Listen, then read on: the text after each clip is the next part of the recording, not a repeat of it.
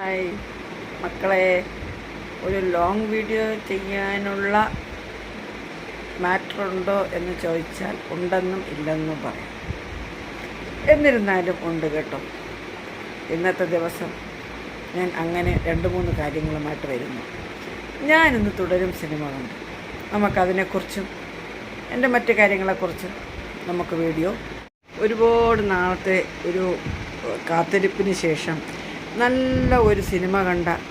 സിനിമയെന്ന് പറഞ്ഞാൽ അത് സിനിമയെന്ന് പറയാൻ പറ്റത്തില്ല, നമ്മളുടെ റിയൽ ലൈഫായിരുന്നു ഞാനതിൽ കണ്ടത്. അല്ലേ, എന്താ ഒരു അഭിനയം! ജീവിക്കുകയാണ് കേട്ടോ, ജീവിക്കുകയാണ്. നമ്മളിൽ ആരൊക്കെയാണ് അവരെന്നൊരു നമ്മൾക്കൊരു ഫീല് തരണമെങ്കിൽ അവരെത്രമാത്രം ആഴത്തിലിറങ്ങി അഭിനയിച്ചിരിക്കണം, അത് ലയിച്ച് അഭിനയിച്ചിരിക്കണം. അല്ലേ, അഭിനയമായിരിക്കില്ല ഒരു പക്ഷേ അവരുടെ ജീവിതത്തിലും ഇതുവഴി കൂടെ ഇങ്ങനെയുള്ള വഴികൾ കൂടിയും പോയിട്ടുണ്ടാവും. ഞാൻ പറഞ്ഞു വന്നത് എന്താണെന്നല്ലേ, ഞാനിന്ന് തുടരും സിനിമ കണ്ടു. ഞാൻ ഇങ്ങനെ സിനിമയ്ക്ക് പോകാറില്ല കേട്ടോ. നല്ല എനിക്കിഷ്ടപ്പെടണം. നമ്മളൊരു തിയേറ്ററിൽ പോയി കഴിഞ്ഞാൽ നമുക്ക് ബോറടിക്കാൻ, നമുക്ക് എൻ്റർടൈൻമെൻറ്റിനല്ലേ പോകുന്നത്. അങ്ങനെ നോക്കി ഒക്കെ ഇഷ്ടമുള്ളത് കാണാൻ പോകാറുള്ളൂ. ചുരുക്കം ചില സിനിമകൾ ഞാൻ അങ്ങനെ പോയി കാണാറുണ്ട്, ഇഷ്ടപ്പെടാറ്. ഞാനിപ്പോൾ ഈ കാരണം ഒരു കഴിഞ്ഞ മാസം മരണമാസ് കണ്ടു. കഴിഞ്ഞ മാസമാണ് ഈ മാസം ആദ്യം കണ്ട് മരണമാസ് കണ്ടുപോയി. പിന്നെ മറ്റേ ഉണ്ണിമുകുന്ദൻ്റെ ആ സിനിമ, അത് എന്തോ കണ്ടു എന്ന് മാത്രം. പക്ഷെ ഭയങ്കര വയലൻസ് ആയി. പക്ഷേ അതിൽ നിന്നും എല്ലാം അതിനോടുകൂടി പോയി ഓമിക്കാനൊന്നും പറ്റത്തില്ല. ഇതൊന്നും ഇത് നമ്മളിൽ ഓരോരുത്തരാണ് എന്ന ഒരു തിരിച്ചറിവാണ് ഈ സിനിമ നമുക്ക് തരുന്നത്. അങ്ങനെയല്ലേ? ആണോ അല്ലയോ? ഞാനിന്നിങ്ങനെ പറയണമെങ്കിൽ ആ സിനിമ എത്രമാത്രം എന്നെ കീഴ്പ്പെടുത്തിയെന്ന് പറയുന്നതായിരിക്കും നല്ലത്. പക്ഷേ എനിക്കതിൽ എല്ലാവരുടെ അഭിനയവും ഒന്നിനൊന്നും മെച്ചപ്പെട്ടതാണെന്ന്, ഒന്നിനൊന്നിനൊന്നല്ല, എല്ലാവരും നന്നായിട്ട് അഭിനയം കാഴ്ചവെച്ചിട്ടുണ്ട്. ഒപ്പം തന്നെ ഇതിലെ വില്ലൻ കഥാപാത്രങ്ങളായ 2 പോലീസുകാരുണ്ടല്ലോ, അവരഭിനയിക്കുന്നതായിരിക്കാം, അഭിനയിച്ചതാവാം. എന്നിരുന്നാലും ഇതുപോലെയുള്ള പോലീസുകാരുടെ ഇടയിലുണ്ട്. ഇല്ല എന്ന് ഞാൻ പറയത്തില്ല. എനിക്ക് അനുഭവങ്ങൾ, എൻ്റെ ഒരു കൂട്ടുകാരിക്ക് അനുഭവം വന്നതുവഴി എനിക്കറിയാം കേട്ടല്ലോ. ഇതുപോലെയുള്ള നമ്മൾ ആ വാക്ക് ഉപയോഗിക്കാറില്ല, അതിൽ പല ഇത് പറയുന്നുണ്ട്. എന്നാലും ഭയങ്കര ക്രൂരതയാണ് കേട്ടോ. അയ്യോ, എനിക്കൊരു മകനെങ്ങാനുണ്ടായിരുന്നെങ്കിൽ എൻ്റെ അമ്മയെ ഞാൻ ആരോടും പോലീസിൽ ചേരാനൊന്നും പറയാം. കാരണം ഇഷ്ടമില്ല. ഒന്നുകൂടെ വെറുത്തുപോയി. പണ്ടേ വെറുപ്പ്, അതിൽ കൂടെ വെറുത്ത് അത്ര നെഗറ്റീവാണ്. കാണും, ഇത്രയും നെഗറ്റീവായിട്ടുള്ള റിയലായിട്ടുള്ള ആൾക്കാർ കാണും. അതിൽ നിന്ന് ഉൾക്കൊണ്ടതായിരിക്കുമല്ലോ ഈ കഥാരൂപം, അല്ലേ? പക്ഷെ ഭയങ്കര കഷ്ടമാണ് കേട്ടോ. സ്ത്രീകളുടെ ആ ശോഭനയുടെ മകളുടെ നേരെയൊക്കെ അയാളാ പ്രയോഗിക്കുന്ന സിനിമയാണ്. ആക്ഷൻ കട്ട് പറയുമ്പോൾ നിർത്തേണ്ട ഇതാണ്, ആക്ഷനാണ്, ശരിയാണ്. എന്നിരുന്നാലും റിയലായിട്ടും ഇതൊക്കെ നടക്കുന്നില്ലേ? കള്ളക്കഥകൾ പറയുന്നതിനും ഇതുമായിട്ടും ഒരു യോജിപ്പില്ലേ? ഇല്ലേ? ഇങ്ങനെയൊക്കെയല്ലേ യഥാർത്ഥത്തിൽ സംഭവിക്കുക. ഓരോരുത്തരും ആത്മഹത്യ ചെയ്യുന്നതും അല്ലെ മറ്റു വഴികൾ തേടി പോകുന്നതും എന്തുകൊണ്ടാവാം? ഇതുപോലെയുള്ള പോലീസുകാർ കൂട്ടത്തിൽ 10 പേരെടുത്താൽ 2 പേരെ നല്ലത് കാണും, ബാക്കി 7 ഇതുപോലെ തന്നെയായിരിക്കും. കാക്കി അഴിഞ്ഞാൽ എന്താണെന്നറിയില്ല. ഇവർ മൃഗങ്ങളായി പോകുമെന്ന് എനിക്കറിയില്ല കേട്ടോ. എന്നോട് ക്ഷമിക്കണേ പോലീസുകാരെ. പക്ഷെ പറഞ്ഞു പോകാൻ നിവൃത്തിയില്ല. ഈ സിനിമ കണ്ടിട്ട് ഞാൻ ഇറങ്ങിയ പാടെ പറഞ്ഞു പോലീസിനെ അപ്പാടെ വെറുത്തു പോകണമെന്നുണ്ടെങ്കിൽ ഞാൻ ശവിച്ചു പോയാണ് സത്യം. പണ്ട് ഞാനിങ്ങനെ ഓരോ കേസിൻ്റെ കാര്യങ്ങളൊക്കെ നമ്മൾ പിന്നെ പത്രത്തിലൊക്കെ വായിക്കുമ്പോൾ ഓരോ രാജൻ കൊലക്കേസിനെ കുറിച്ചൊക്കെ വായിച്ചാൽ പോലീസുകാർ ഉപദ്രവിച്ചതൊക്കെ വായിക്കുമ്പോൾ ഒരുപാട് കരഞ്ഞിട്ടുണ്ട് വായിച്ചിട്ട് കേട്ടോ. എന്തുമാത്രം വേദന അനുഭവിച്ചിട്ടുണ്ടാവും അവരൊക്കെ. മേലധികാരികളെ തൃപ്തിപ്പെടുത്താനല്ലേ എന്ന് നമുക്ക് തോന്നുന്നു. അപ്പോൾ ഇതിൽ നിന്ന് മനസ്സിലാക്കേണ്ട എന്താ, അധികാരം ഏത് മേഖലയിലാണെങ്കിലും, അത് ഭരണത്തിനാണെങ്കിലും മറ്റൊരു തരത്തിലാണെങ്കിലും, അധികാരം ആരുടെ കയ്യിലുണ്ടോ അവർ ചെയ്യുന്നതെല്ലാം ശരിയെന്നുള്ള ഒരു ധാർഷ്ട്യം ആണ് ഇതിനകത്ത് കാണിച്ചു കൂട്ടുന്നത്. അല്ലേ അല്ലേ ഇതിനകത്തൊരു യാഥാർത്ഥ്യ സംഭവമല്ലേ ഒളിഞ്ഞിരിക്കുന്നത്? അല്ല എന്ന് ഇതിൻ്റെ അണിയറ പ്രവർത്തകരോ പറഞ്ഞാൽ ഞാൻ വിശ്വസിക്കില്ല കേട്ടോ. എന്തായാലും അവർക്കറിയാവുന്നുള്ള ഒരു യാഥാർത്ഥ്യമായിട്ടുള്ള ഇൻസിഡൻസ് ഇതിനകത്ത് കാണും. അത് എല്ലാം കൂട്ടി യോജിപ്പിച്ചാണല്ലോ നമ്മളൊരു സ്റ്റോറി ആക്കിയെടുത്തതല്ലേ? അല്ലേ സംവിധായകനെ, ഇതിൻ്റെ തിരക്കഥാകൃത്തെ അല്ലേ? നിങ്ങളങ്ങനെയല്ലേ ഇതെടുത്തത്? പക്ഷെ ഒത്തിരി ഇഷ്ടമായി കേട്ടോ, ഒത്തിരി ഇഷ്ടമായി. ഇതൊന്നും വാക്കുകളിലോ ഒന്നും പറഞ്ഞാൽ തീരില്ല സിനിമയുടെ ആ ഒരു ഡെപ്ത് എത്രയാണെന്ന്. മനസ്സിൽ നിന്ന് പോകുന്നില്ല.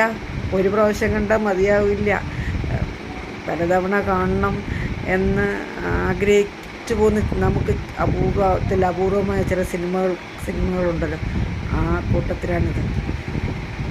പലതവണ കണ്ടാലും നമുക്ക് മടുപ്പും തോന്നില്ല, വീണ്ടും വീണ്ടും കാണണം എന്നുള്ള ആവേശം കൂടുകയും ചെയ്യും. അത്തരത്തിലൊരു സിനിമയാണ് നമ്മളെ തുടരും. സിനിമയുടെ പ്രൊമോഷന് വേണ്ടിയിട്ടോ അങ്ങനെ ഒന്നും ഞാൻ ഇതിനാരും കണക്കാക്കണ്ട. ഞാൻ എൻ്റെ വ്യക്തിപരമായ അഭിപ്രായം പറഞ്ഞതാണ് കേട്ടോ. ഒത്തിരി ഇഷ്ടമായി കേട്ടോ, ഒത്തിരി ഇഷ്ടം. പക്ഷേ എനിക്ക് ആ ശോഭനയുടെ മകളുടെ നേരെ ആ പോലീസുകാർ കാട്ടിക്കൂട്ടിയ വികൃതികൾ കണ്ടപ്പോൾ ഉണ്ടല്ലോ, പിന്നെ അസഭ്യവർഷ്യങ്ങൾ, അപവാദങ്ങൾ പറഞ്ഞു വരുത്തി കേട്ടപ്പോൾ ഉണ്ടല്ലോ, ഇതൊക്കെ റിയലായിട്ട് നടക്കുന്നതല്ലേ അല്ലേ?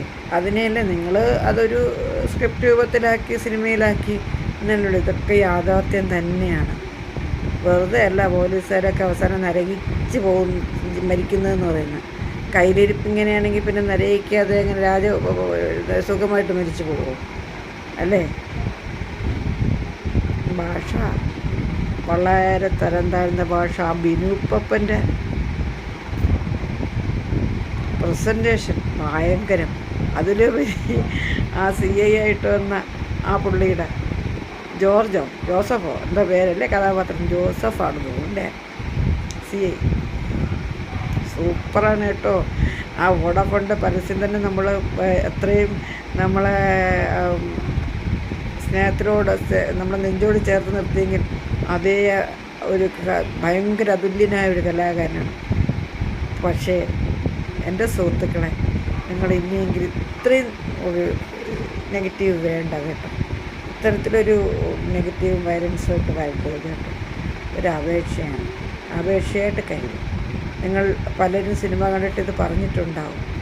നിങ്ങൾ വിചാരിക്കും നെഗറ്റീവ് ചെയ്യുന്ന ഇത് കിട്ടുന്ന അപ്രീസിയേഷൻ നമുക്ക് അല്ലേ നല്ലതാണെന്ന്. പക്ഷെ നല്ലതായിരിക്കാം, പക്ഷെ വേണ്ട കേട്ടോ.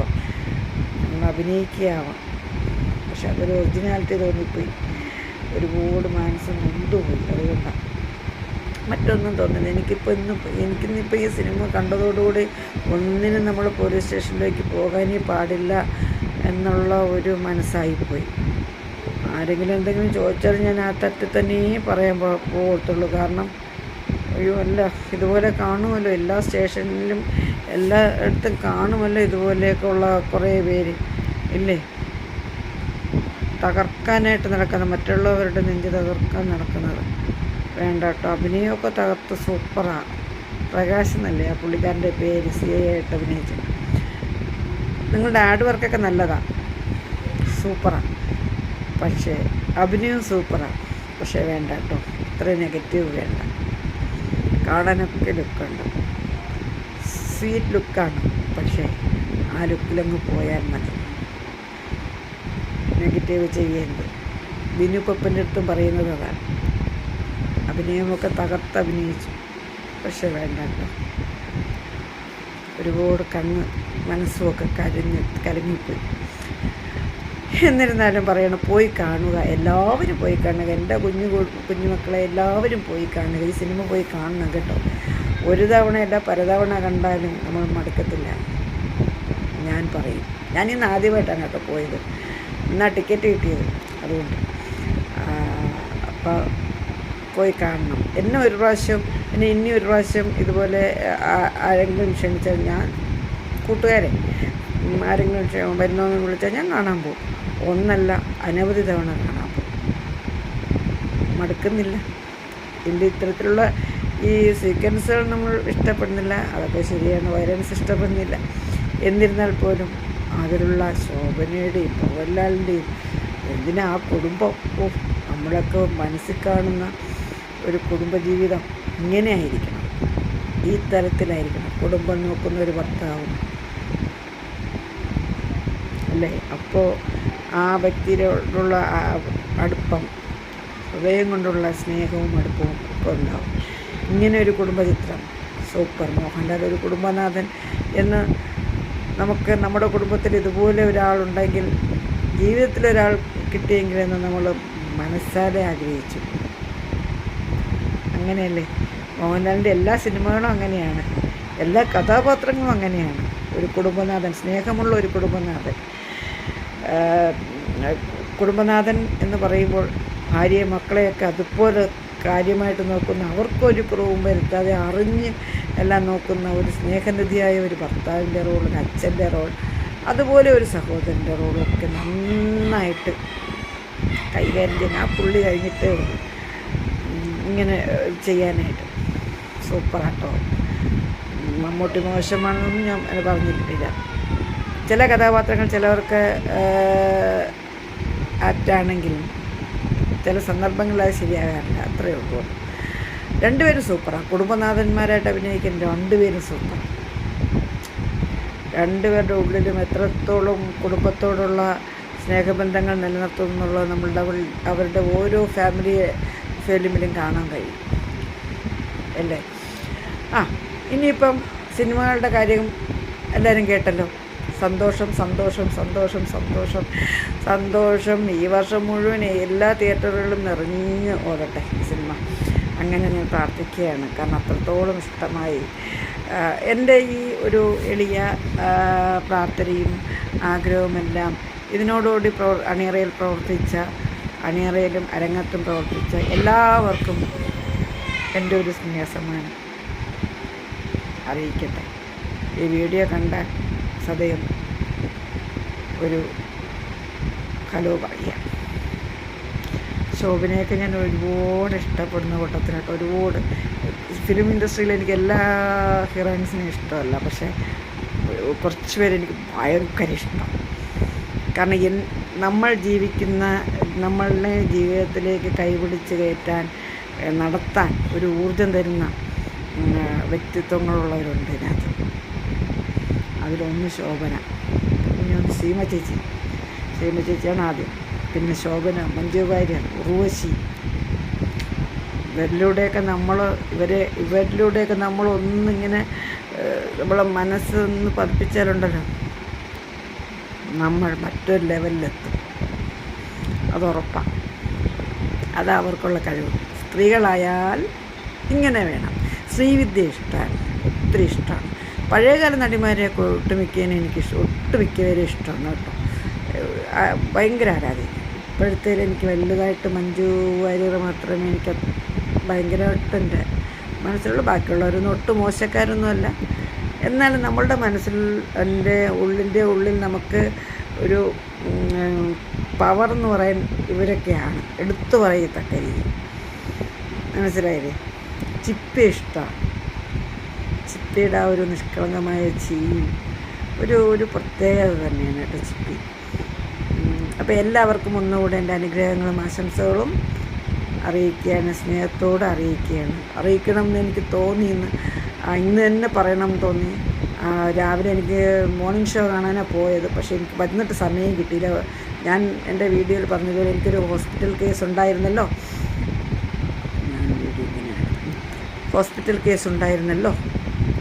അപ്പോൾ അങ്ങനെ പോയിരിക്കുകയാണ്. ഇപ്പോൾ വന്ന വഴിയെ ഞാൻ കരുതി ഇതിനെക്കുറിച്ച് പറയാതെ ഇന്ന് കിടക്കത്തില്ല. എല്ലാവരും അറിയിക്കണം തോന്നി എനിക്ക്. എൻ്റെ സുഹൃത്തുക്കൾ, എൻ്റെ ഒരു ഫാമിലി സുഹൃത്തുക്കൾ, എൻ്റെ യൂട്യൂബ് ഫാമിലിയിലെ സുഹൃത്തുക്കളും കുടുംബാംഗങ്ങളും ഒക്കെ ഉണ്ടല്ലോ, അവരെല്ലാം ഒന്ന് അറിയിക്കണം എന്ന് എനിക്ക് തോന്നി. എൻ്റെ സന്തോഷം ഞാൻ അവർക്കും കൂടെ പങ്കിടാമെന്ന് തോന്നി. അങ്ങനെ പറഞ്ഞതാണ് കേട്ടോ. പിന്നെ ഇനി അടുത്ത കാര്യം, നമ്മൾ ഹോസ്പിറ്റലുകളിലൊക്കെ പോകുമ്പോഴല്ലോ എല്ലാവർക്കും എല്ലാ ഹോസ്പിറ്റലിലും പോകാൻ പറ്റിയെന്ന് വരില്ല. നമ്മളിപ്പോൾ ഹോസ്പിറ്റൽ കേസസ് പറയുമ്പോൾ പണമുള്ളവൻ, ഇടത്തരക്കാരൻ, ഇല്ലാത്തവൻ, 3 തരക്കാരുണ്ട്. അതിൽ പണമുള്ളവർ ആ രീതിക്കുള്ള ഗൈഡഡായിട്ടുള്ള ഹോസ്പിറ്റലിൽ പോകും. ഇടത്തരക്കാർ ഈ രണ്ടിടത്തും ഈ നമ്മുടെ ഗവൺമെൻറ് ഹോസ്പിറ്റൽ, ചാരിറ്റി വൈസ് നടത്തുന്ന ഹോസ്പിറ്റൽസ് ഉണ്ട്, അവിടെ പോകും. അങ്ങനെ പോകും. തീരെ ഒന്നും പറ്റാത്തവർ സർക്കാർ ആശുപത്രികളിലോ അവരും ഈ ചാരിറ്റിയെ സമീപിക്കും. ചാരിറ്റി ഹോസ്പിറ്റൽസ് പേരെടുത്തൊന്നും ഞാൻ പ്രത്യേകിച്ച് പറയുന്നില്ല, പേര് മാത്രമേ ഉള്ളൂ ചാരിറ്റി എന്ന്, ബാക്കിയെല്ലാം പിടിച്ചോറി തന്നെയാണ് അവിടെ. ഞാനത് പറയുന്നില്ല. ഒരു ചികിത്സയുടെ ഭാഗമായിട്ട് ഒരു ഹോസ്പിറ്റലിൽ ഞാനിപ്പോൾ 2 ആഴ്ച കൊണ്ട് നടക്കുകയാണ്. ഇങ്ങനെ എൻ്റെ ഒരു അമ്മയുടെ കൂടെ ആ പുള്ളിക്കാരുടെ ഹിപ്പ് ജോയിൻ്റ് ഒന്ന് പൊട്ടൽ വന്നു, ചെറിയ ഫ്രാക്ചർ. അപ്പോൾ അതിനൊരു സർജറിയൊക്കെ ഉണ്ടായിരുന്നു കേട്ടോ. സർജറി കഴിഞ്ഞിട്ട് കുഴപ്പമൊന്നുമില്ലായിരുന്നു. പക്ഷേ സ്റ്റിച്ചൊക്കെ എടുത്തു കഴിഞ്ഞപ്പോൾ ഉണ്ടല്ലോ പുള്ളിക്കാരിക്ക് ഷുഗർ ഡൗൺ ആകാൻ തുടങ്ങി. മനസ്സിലായില്ലേ? ഒരു ചാരിറ്റി ഹോസ്പിറ്റലിൽ ഞങ്ങൾ നിയറസ്റ്റ് ആയിട്ടുള്ള ഹോസ്പിറ്റൽ സൂപ്പറാണ്, ഇല്ലയെന്നൊന്നും ഞാൻ പറയുന്നില്ല. സൂപ്പർ ഡോക്ടേഴ്സ് ഉണ്ട്, അതൊന്നും ഇല്ലയെന്ന് പറയുന്നില്ല. പക്ഷേ അവിടുത്തെ നേഴ്സിംഗ് സ്റ്റാഫ്സ് ഒന്നും ഒട്ടും ശരിയല്ല കേട്ടോ. ഇത്രയും മടി പിടിച്ച സാധനങ്ങളൊന്നും ഞാൻ കണ്ടിട്ടില്ല. അഹങ്കാരവും മടിയെന്ന് പറഞ്ഞാൽ അങ്ങേയറ്റാണ്. ഇങ്ങനെ അതൊന്നും ഞാൻ ഹോസ്പിറ്റൽ വൈസ് പേരൊന്നും ഞാൻ പറയുന്നില്ല. പക്ഷേ നേഴ്സസ് ഒന്നും ശരിയല്ല, ഒന്നുമേ ശരിയല്ല. പല കാരണങ്ങളുണ്ട് കേട്ടോ. ഒന്ന് കെയറിങ് ഇല്ല എന്നുള്ളത് ഒരു പ്രധാന കാര്യം. പിന്നെ നമ്മളൊരു വയ്യായിക ഇൻഫോം ചെയ്ത് കഴിഞ്ഞാൽ അത് ഡോക്ടറിനെ അറിയിക്കാൻ അവർക്ക് തോന്നുമ്പോൾ അവരറിയിക്കും, അത്രേ ഉള്ളൂ. ഇത് എല്ലാവരും ഒന്ന് അറിഞ്ഞിരിക്കണം. എല്ലാവരും എന്ന് പറഞ്ഞാൽ ഹോസ്പിറ്റൽ നടത്തിപ്പുകാരുണ്ടല്ലോ, അവരൊക്കെ ഒന്ന് അറിഞ്ഞിരിക്കണം. അറിയേണ്ടുന്ന ഒരു കാര്യമാണ്. അതിൻ്റെ തലപ്പത്തിരുന്നാൽ മാത്രം പോരാ. നമ്മുടെ സ്റ്റാഫുകൾ ഏതൊക്കെ രീതിയിൽ പേഷ്യൻസിനടുത്ത് പെരുമാറുന്നു എന്നുള്ളതും കൂടെ അറിയണം. ഞാൻ പറഞ്ഞു വന്നതെന്ന് വെച്ച് കഴിഞ്ഞാൽ ഈ പുള്ളിക്കാരിക്ക് ഷുഗർ ഡൗണായി, വീണ്ടും ഡിസ്ചാർജ് മേടിച്ചൊക്കെ ഞങ്ങൾ വന്നതിന് ശേഷമാണ് കേട്ടോ. ഷുഗർ ഡൗണായി വീണ്ടും ഹോസ്പിറ്റലൈസ്ഡായി. കാല് ഭയങ്കര പെയിനും. ഈ സർജറി ചെയ്ത ഡോക്ടറിനെ നമ്മൾ പിന്നെ കണ്ടിട്ടില്ല. ആ പുള്ളിയെ അറിയിച്ച് ഇൻഫോം ചെയ്തിട്ടൊന്നും പുള്ളി അങ്ങനെയൊന്നും ചെയ്തിട്ടില്ല കേട്ടോ. പിന്നെ അവിടുത്തെ ഫിസിഷ്യൻ ഉണ്ടായിരുന്നു, ആ ഡോക്ടർ സൂപ്പറാണ്. ഡോക്ടറും ഡോക്ടർ സൂപ്പറാണ്, ഡോക്ടർ അസിസ്റ്റൻറ്റും ഒക്കെ സൂപ്പറാണ് കേട്ടോ.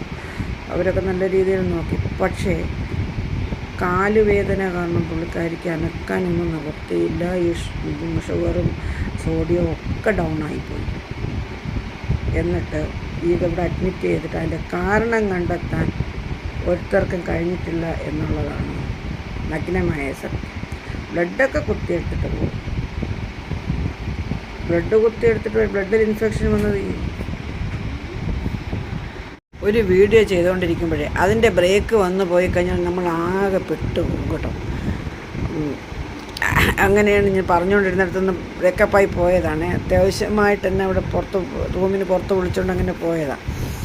അപ്പോൾ ഞാൻ പറഞ്ഞു വന്നത് നമ്മുടെ ഹോസ്പിറ്റലിലെ ചില ചികിത്സാ പിഴവുകൾ ആണ് കേട്ടോ.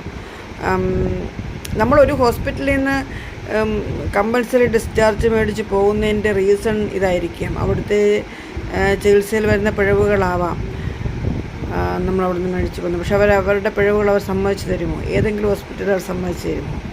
ഇല്ല, ആരും സമ്മതിച്ച് തരത്തില്ല. അതവരുടെ സ്ഥാപനത്തിനെ ബാധിക്കും എന്നുള്ളത് കൊണ്ടാണ്. പക്ഷേ മേലധികാരികളെ നിങ്ങളൊന്ന് ശ്രദ്ധിക്കണം. ഒരു മനുഷ്യൻ്റെ ജീവൻ വെച്ചാണ് നിങ്ങൾ ഈ കളിക്കുന്നത്. അപ്പോൾ അതിന് മനുഷ്യൻ്റെ ജീവന് ഇത്രേ സുരക്ഷ ഉണ്ടാവുള്ളൂ, ശ്രദ്ധയും സുരക്ഷയും ഉണ്ടാവുള്ളൂ എന്നാണ് ഞാൻ വിചാരിക്കുന്നത് കേട്ടോ. ഇത് എല്ലാവരിലോട്ടും എത്തിക്കണമെന്ന് എനിക്ക് തോന്നി, അതുകൊണ്ട് എത്തിച്ചത് മാത്രം. ഒരുപാട് പേർക്ക് കംപ്ലൈൻറ്റ് ഉണ്ടാവാം, പുറത്ത് പറയാതിരിക്കുന്നതാവാം, പക്ഷേ എനിക്ക് പറയണമെന്ന് തോന്നി കേട്ടോ. ഞാൻ പുറമെയുള്ള ബഹളമാണ് ഇതിൽ. ഞാൻ ഇവരുടെ ആ വേദന, അസഹനീയമായ വേദന കണ്ടുകൊണ്ടിരിക്കുന്നതാണ്. നമുക്കൊന്നും തീരെ സഹിക്കുന്നില്ല. അവരുടെ കരച്ചിലും ഇതൊക്കെ കേട്ട് കാലനക്കാൻ പറ്റുന്നില്ല, ഭയങ്കര പെയിൻ. അങ്ങനെ നമ്മളവിടുന്ന് ഇപ്പോൾ ഇവർ ഇങ്ങനെ അമ്മ കിടന്നിട്ട് അമ്മയ്ക്ക് ഭയങ്കരമായിട്ട് പിന്നെ ബാക്ക് പെയിനൊക്കെ വന്നിട്ട് അവസാനം നമ്മൾ ഇത് എന്താ പറയണ്ടേ, അതിൻ്റെ റീസൺ കണ്ടത് ബ്ലഡിൽ ഇൻഫെക്ഷൻ എന്തുകൊണ്ട് വന്നു എന്നുള്ളതിൻ്റെ റീസൺ അവർക്ക് കണ്ടെത്താൻ കഴിയുന്നില്ല. ബാക്ടീരിയയൊക്കെ കണ്ടെത്തി, ഓക്കെ, അതാണ്. പക്ഷെ അതിൻ്റേതായിട്ടുള്ളൊരു ചികിത്സാ രീതികളൊക്കെ അവർക്ക് തുടങ്ങാനൊന്നും എന്തോ ഒരു താല്പര്യക്കുറവാണോ എന്തോ. എന്തായാലും ഒരു ഹോസ്പിറ്റൽ പൂട്ടിക്കാൻ എളുപ്പമാണ് ഇങ്ങനെയുള്ള പിഴവുകൾ വരുമ്പോൾ.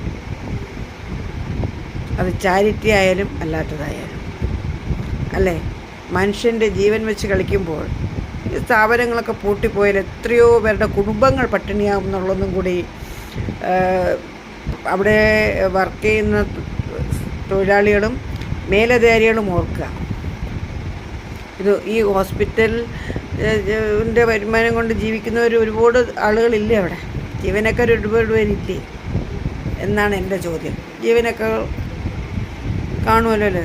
സാലറി കുറവായിരിക്കാം, അതുകൊണ്ടാവാം അവരിങ്ങനെയൊക്കെ പെരുമാറുന്നത്. പറഞ്ഞു വരുമ്പോൾ ഒരുപാട് ന്യൂനതകളുണ്ട് ഈ ചാരിറ്റി ഹോസ്പിറ്റലുകളിലൊക്കെ കേട്ടോ. സർക്കാരിനേക്കാളും കഷ്ടത്തിലാണെന്ന് നമുക്ക് പറയാം. കാറ്റും വെളിച്ചവും കയറാത്ത മുറികൾ ഈടാക്കുന്നതോ ഇൻഷുറൻസിൻ്റെ ബേസിലാണ് പോകണമെങ്കിൽ ഇരട്ടി തുക ഈടാക്കും. അങ്ങനെയൊക്കെയുള്ള ഒരുപാട് പ്രശ്നങ്ങളുണ്ട്. പഴയ ബിൽഡിങ്ങിനെയൊക്കെ തട്ടിക്കൂട്ടി ഒരുവിധം പുറമേ മിനുക്കിയിട്ട് അകമേ മറ്റേ വർഷങ്ങളുടെ പഴക്കമുള്ള അതൊക്കെ തന്നെയാകാം, റൂംസൊക്കെ തന്നെയാകാം. അതുകൊണ്ടൊന്നും കാര്യമില്ല. പുറമോടി കാണിച്ച് ആളുകളെ മയക്കിയിട്ട് കാര്യമില്ലല്ലോ. ഒരു ജീവൻ നഷ്ടപ്പെടുമ്പോൾ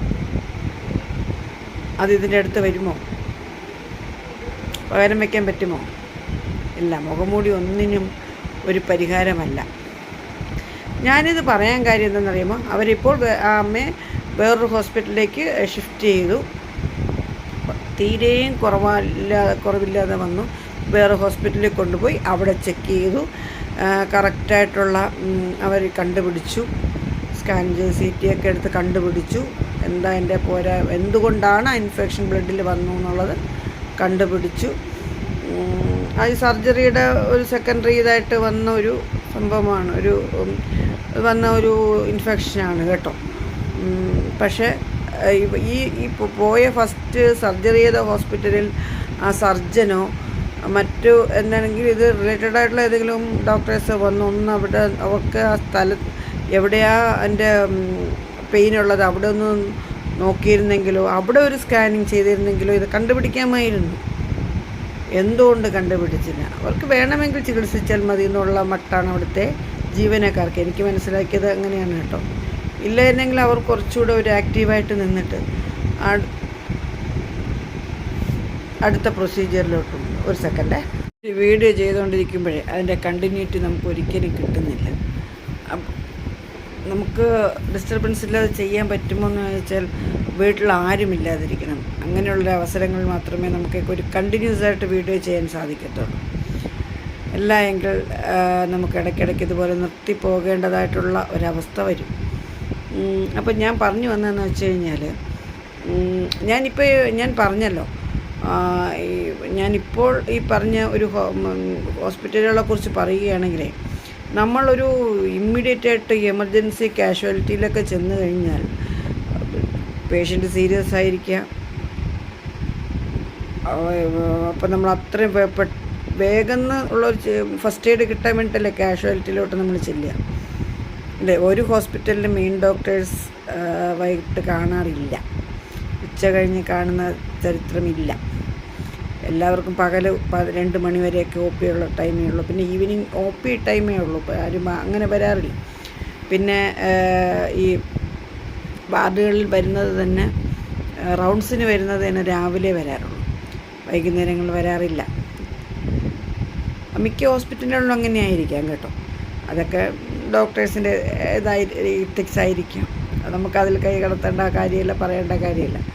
എന്നിരുന്നാൽ കൂടിയും കുറച്ചുകൂടിയൊക്കെ കെയർ കൊടുക്കാം. അപ്പോൾ നമ്മൾ കാഷ്വാലിറ്റിയിലൊക്കെ ഒരു പേഷ്യൻറ്റിനെ കൊണ്ട് എമർജൻസി ആയിട്ട് പോകുമ്പോഴേ അതിൻ്റെ അസുഖത്തിൻ്റെ തീവ്രത എത്രയുണ്ടെന്ന് മനസ്സിലാക്കണം. അവിടുത്തെ ആ നിൽക്കുന്ന ഡ്യൂട്ടി നേഴ്സായാലും ഡോക്ടേഴ്സായാലും.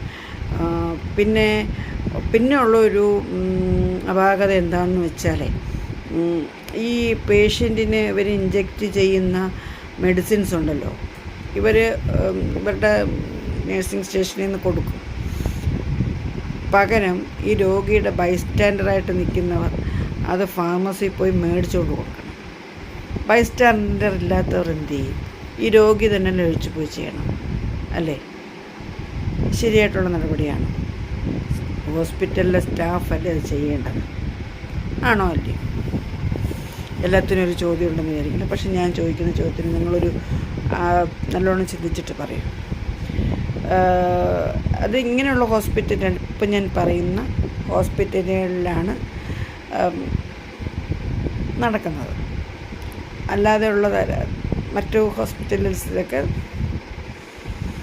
നല്ലൊരു സൂപ്പർ സ്പെഷ്യാലിറ്റിയിലൊക്കെ അതുപോലെ അവിടുത്തെ സ്റ്റാഫ് തന്നെയാണ്, നേഴ്സസ് തന്നെയാണ്, അല്ലെങ്കിൽ സ്റ്റാഫ് തന്നെയാണ് മെഡിസിൻ മേടിച്ചുകൊണ്ട് വരുന്നത്. കാരണം ഈ കൂടെ പോകുന്ന ബൈസ്റ്റാൻഡർ എന്ന് പറയുന്ന ആ വ്യക്തിയെ യാതൊരു കാരണവശാലും ഡിസ്റ്റർബ് ചെയ്യുകയൊന്നും ചെയ്യില്ല. എല്ലാം അവർ തന്നെയാണ് ചെയ്യുന്നത്. മെഡിസിൻസൊക്കെ എടുക്കുന്നതും വാങ്ങിക്കുന്നതും കൊടുക്കുന്നതും എല്ലാം. അങ്ങനെ ഒരു ഫെസിലിറ്റി ഈ ചാരിറ്റബിൾ അല്ലെങ്കിൽ പിന്നെ നമ്മുടെ ഗവൺമെൻറ് ഹോസ്പിറ്റൽസിലില്ല. കൂടെ നിൽക്കുന്നവർ, അത് രോഗി ഏത് കണ്ടീഷനിൽ കിടന്നാലും ശരി തന്നെ, കൂടെ നിൽക്കുന്നവർ ആ ഫാർമസിയിൽ പോയി അത് മേടിച്ചുകൊണ്ട് കിടക്കണം. ഫാർമസിയിലോ കൂട്ടത്തോടെ തിരക്കും. അപ്പോൾ രോഗിയുടെ അടുത്ത് നിൽക്കാൻ ആരും കാണത്തില്ല. അങ്ങനെയൊക്കെ വരുമ്പോൾ എന്താ മാനസികമായിട്ടുള്ള ബുദ്ധിമുട്ടല്ലേ? അതൊക്കെ കാണിക്കുന്നത് കുറച്ച് ക്രൂരതയല്ലേ ഈ സ്റ്റാഫുകൾ, അല്ലേ? അവർക്കാർക്കെങ്കിലും ഫാർമസിക്കകത്ത് പോയി അതെടുത്തിട്ട് വരാമെന്നല്ലേ ഉള്ളൂ, ചെയ്യത്തില്ല. ചാരിറ്റി ആയതുകൊണ്ടാണ്, സർക്കാർ ആശുപത്രി ആയതുകൊണ്ടാണെന്ന് അറിയില്ല. പക്ഷേ പ്രൈവറ്റുകളിൽ അങ്ങനെയല്ല. അവരുടെ സർവീസ് എന്ന് പറയുന്നത് സൂപ്പറാണ്. നമ്മൾ ചിലവാക്കുന്ന കാശ് കൂടുതലാണെങ്കിലും, നമ്മളുടെ കയ്യിൽ നിന്ന് ഈടാക്കുന്നത് കുറച്ച് കൂടുതലാണെങ്കിലും സർവീസ് സൂപ്പറാണ്. നമ്മളൊന്നും അറിയണ്ട. മെഡിസിൻസും കാര്യങ്ങളും എല്ലാം നമ്മൾ ഒരു കാഷ്വാലിറ്റി മുതൽ അവർ റൂമിൽ അഡ്മിറ്റ് ചെയ്ത് നമ്മൾ ഡിസ്ചാർജ് ആവുന്നവരെ അവർ തന്നെ നോക്കും. അവിടുത്തെ സ്റ്റാഫ് തന്നെ നോക്കും. കൂടെ നിൽക്കുന്നവർ അറിയേണ്ട കാര്യമേ ഇല്ല. ബുദ്ധിമുട്ടിക്കാനും ഇങ്ങനെയൊന്നിലൊരു പ്രയാസം അറിയേണ്ട കാര്യമില്ല. അതാണ് ഇത് രണ്ടും തമ്മിലുള്ള വ്യത്യാസം. ചാരിറ്റിയാണ്, പ്രൈവറ്റുമാണ്. പക്ഷേ ഈ മറ്റുള്ളവർക്ക് അതൊരു ഭയങ്കര കടുത്ത ഒരു അവഗണന തന്നെയാണ് കേട്ടോ ഇങ്ങനെ കാണിക്കുന്നത്. ഞാൻ പറഞ്ഞില്ലേ, ഒരു പ്രസ്ഥാനം പൂട്ടിക്കാൻ എളുപ്പമായി ഇങ്ങനെയൊക്കെയുള്ള കുറച്ച് സ്റ്റാഫുകൾ മതിയാവും, കുറച്ച് ഡോക്ടേഴ്സ് വിചാരിച്ചാൽ മതിയാവും. ട്രീറ്റ്മെൻറ്റ് നല്ലതാവും.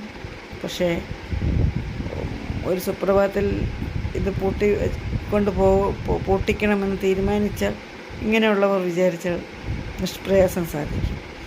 ആ പ്രസ്ഥാനം പിന്നെ പടുത്തുയർത്താൻ അതിലേറെ പ്രയാസമാണ്. വർഷങ്ങളോളം പഴക്കമുള്ളതായിരിക്കാം, വർഷങ്ങളോളം അനുഭവ സമ്പത്തുള്ളതായിരിക്കാം ഈ ഹോസ്പിറ്റൽ പ്രസ്ഥാനം. പക്ഷെ നിമിഷ നേരത്തെ വീഴ്ച കൊണ്ട് പറ്റുന്നതോ അവിടുത്തെ തകർച്ചയുമാണ്. ഓർക്കുക, അതറിഞ്ഞ് പ്രവർത്തിക്കുക. എന്താ, എല്ലാവർക്കും ഒത്തൊരുമിച്ച് നിന്നൂടെ? ഇനി മറ്റൊരമ്മയ്ക്കും ഇതുപോലൊരവസ്ഥ വരാതിരിക്കട്ടെ.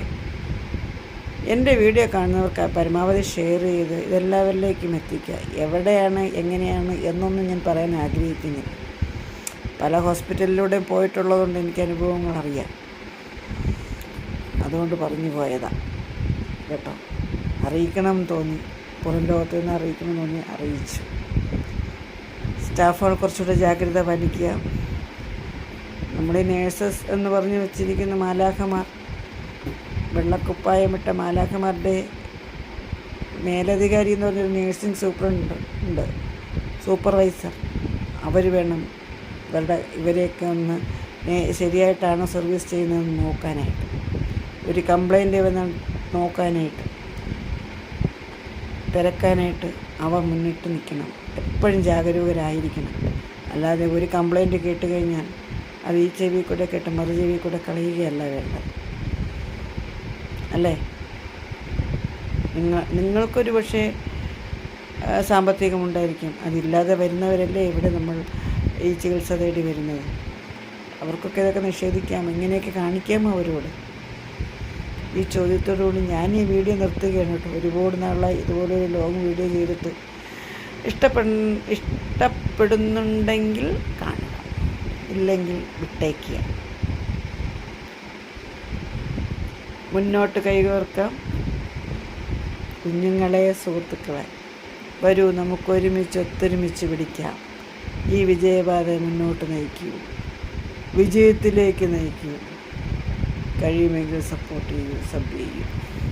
Okay, bye bye, good night.